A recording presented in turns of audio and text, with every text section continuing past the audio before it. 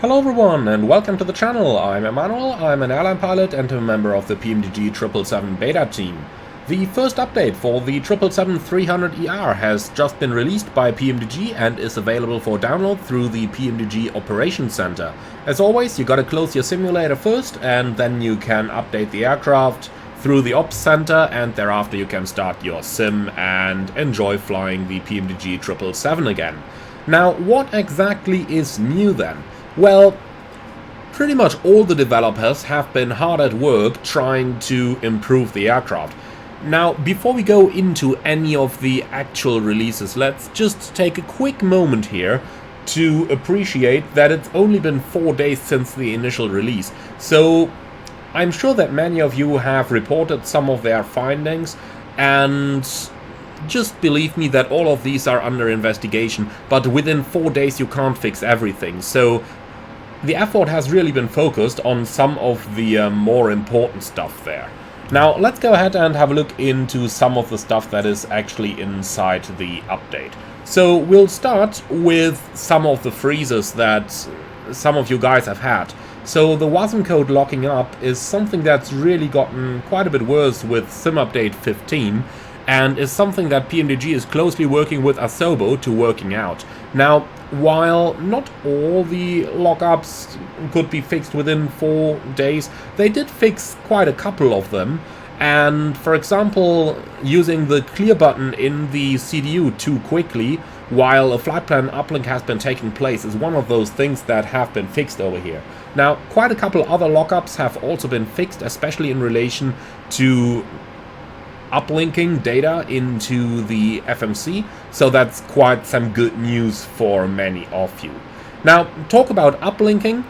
There have also been some changes to the data link system, so that you should hopefully receive your data link updates a little bit quicker, or receive them at all, in case of what some of you reported, that you just didn't get any response to data link requests, especially weather requests. So hopefully that sees an improvement as well right now.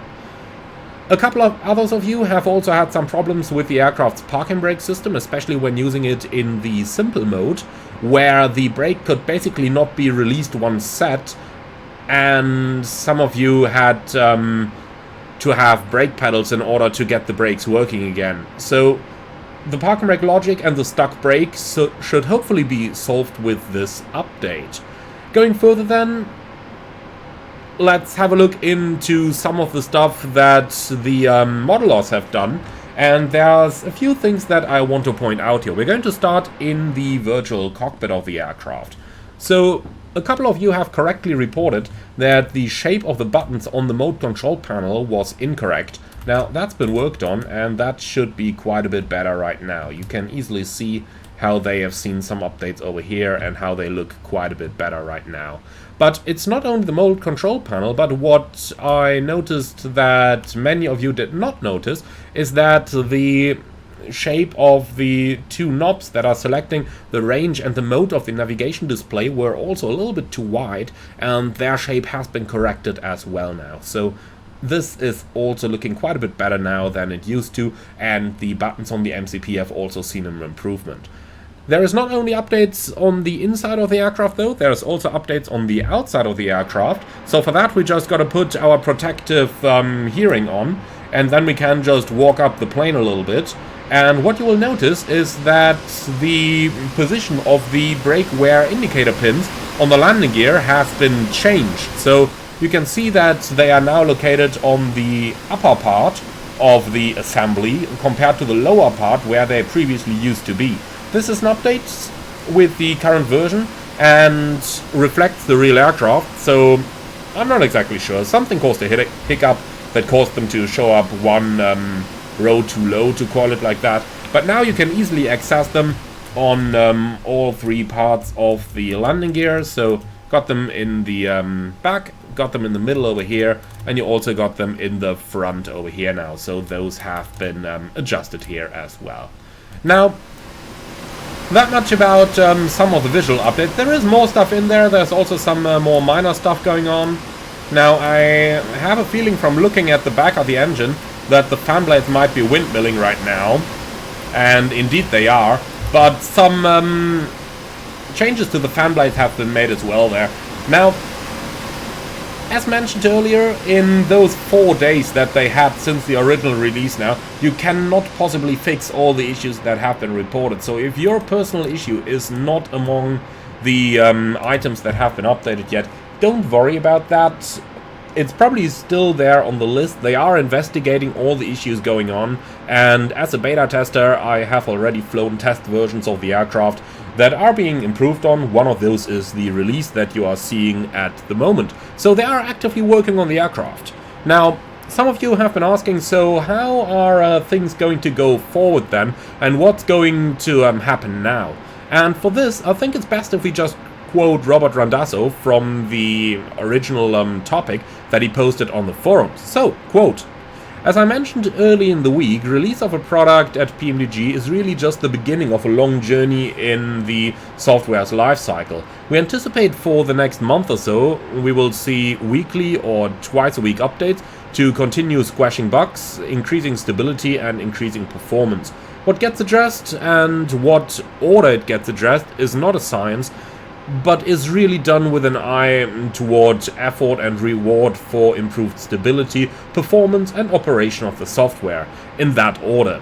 We collect data from multiple sources, including the forum here and our tech support team, to determine which items are causing heartburn for customers and traffic flow for tech support. Then we prioritize those during the first few weeks in order to give you the most improvement the most quickly. Once we have the initial rush completed, we will then begin working on items that we feel are important, critical, or just nice or fun to do."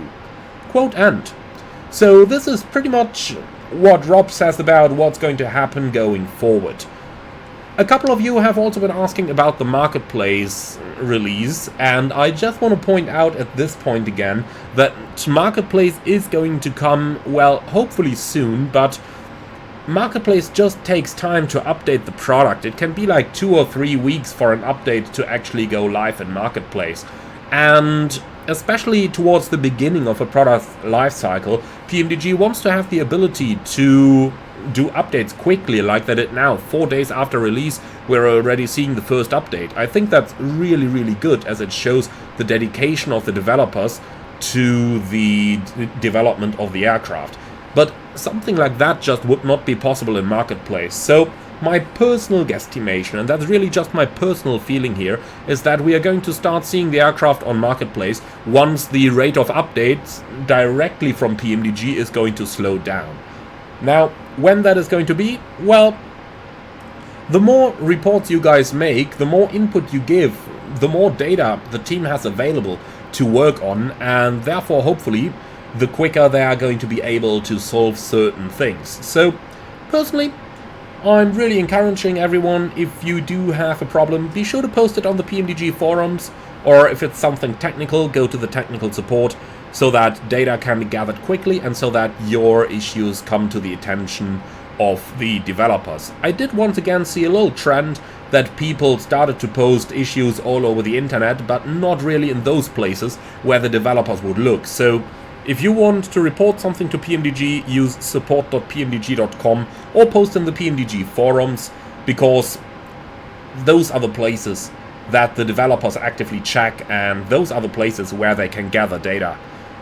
Posting them in YouTube comments or on Reddit may be nice to get help from other people, but is not really going to bring an issue to the attention of the developers.